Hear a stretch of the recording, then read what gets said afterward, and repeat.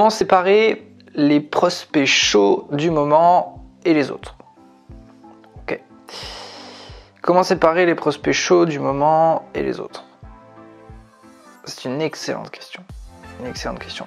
J'allais dire basique, mais en même temps, tout ce qui est basique en vente, c'est comme tout partout d'ailleurs, c'est le plus important. Première chose déjà, c'est pas trop à toi de trier le prospect. Dans l'idéal, c'est plutôt à lui de se trier en fait. C'est lui en fait qui te dit, on n'invente pas, en vente on n'invente pas les choses. On n'invente pas, parce que le fait d'inventer fait perdre un temps de dingue. Et donc on n'invente pas les choses, on ne présume pas, on n'invente pas. Donc en fait c'est plutôt à lui de se trier. Donc l'idée, je caricature, ce serait de lui dire, ok, est-ce que t'es un prospect suffisamment chaud pour qu'aujourd'hui on prenne du temps pour ça, ou est-ce que ce serait plus tard? L'idée c'est ça, on peut pas trop lui dire de cette manière, on peut dire avec des manières qui s'en rapprochent un peu, mais peut-être pas de celle-là, mais c'est l'idée quoi. Donc moi je pense que lui poser la question directement pour qu'il se trie lui-même, ce serait une super chose. Faut accepter que la réponse en fait nous appartient pas. C'est ce que les gens ne comprennent pas, notamment dans la prospection. Les gens ne comprennent pas qu'en fait c'est pas de notre responsabilité qu'un mec soit vraiment intéressé ou pas. Notre responsabilité, le boulot d'un vendeur, c'est pas de transformer des non en des oui.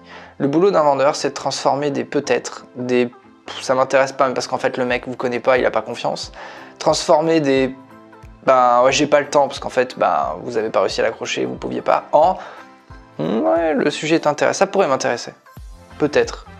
C'est ça en fait le boulot d'un vendeur, c'est de prendre tout ce qui n'est pas dans un nom, dans un vrai nom, certainement pas d'aller se battre pour changer un nom, ah oui, de prendre ce qui est au milieu, qui traîne un peu et qui généralement en prospection, parce que les mecs sont mauvais, passent dans des noms en fait. Et le boulot c'est de les aspirer dans des oui.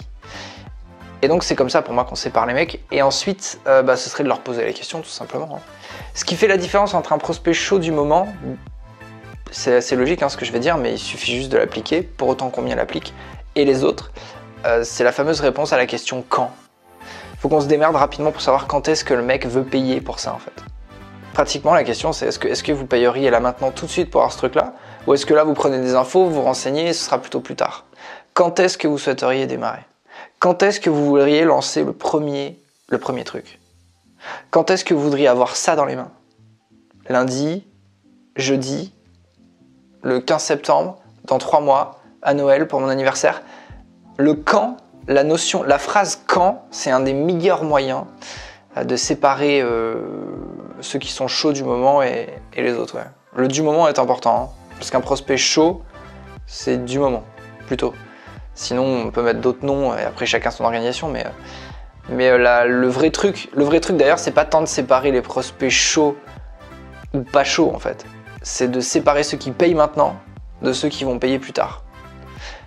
Ou même qui ne paieront jamais d'ailleurs. Mais auquel cas, si des gens ne paieront jamais parce qu'on en a la certitude, parce qu'on a posé les infos et autres, voilà, on les shoot du CRM, quoi, ça va plus vite. Il n'y a pas à garder dans le temps ce truc-là, quoi. Après, bien sûr que si on donne la responsabilité à ces vendeurs de décider de qui doit rester dans le CRM ou pas, en fonction des questions qu'ils ont posées et en évaluant est-ce que lui de toute façon ne paiera jamais, ou est-ce que là il paye pas mais il pourrait payer plus tard, sans compter que les mecs mentent évidemment, il y en a plein qui vous disent ouais ça m'intéresse jamais, et après vous vous rappelez dans 4 mois, il vous a oublié évidemment, et il vous dit ouais ça pourrait être un sujet, ouais. Voire même des mecs qui vous disent oui c'est bien sûr que c'est un sujet. Et ça il y en a plein en fait qui font ça. C'est juste que le moment où t'as appelé c'était pas le bon. Donc voilà, faut rester, on a ce travail d'équilibriste quand même pour gérer un peu l'un et l'autre.